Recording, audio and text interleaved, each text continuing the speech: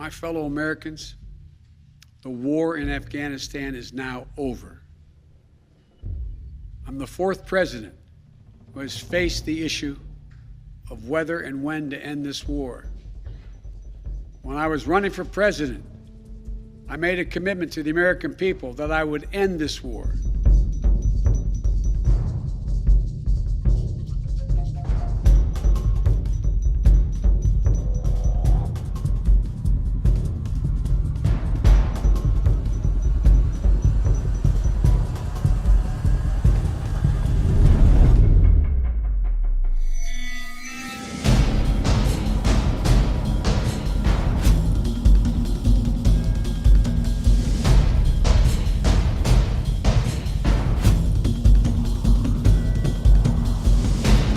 When I was running for president, I made a commitment to the American people that I would end this war. Today, I've honored that commitment. It was time to be honest with the American people again. We no longer had a clear purpose in an open-ended mission in Afghanistan.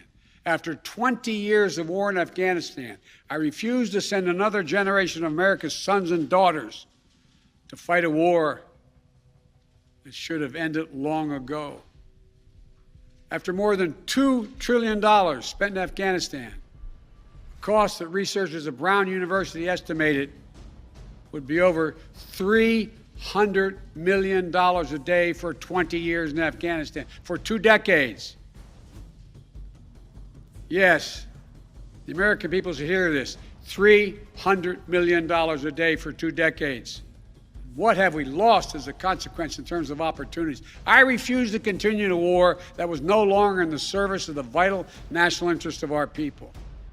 And most of all, after 800,000 Americans serving in Afghanistan, I've traveled that whole country, brave and honorable service. After 20,744 American servicemen and women injured, and the loss of 2,461 American personnel, including 13 lives, lost just this week, I refuse to open another decade of warfare in Afghanistan. Let me be clear. Leaving August the 31st is not due to an arbitrary deadline. It was designed to save American lives. My predecessor, the former president, signed an agreement with the Taliban to remove U.S. troops by May the 1st, just months after I was inaugurated. By the time I came to office, the Taliban was in its strongest military position since 2001, controlling or contesting nearly half of the country. The previous administration's agreement said that if we stuck to the May 1st deadline that they had signed on to leave by, the Taliban wouldn't attack any American forces. But if we stayed, all bets were off. So we were left with a simple decision.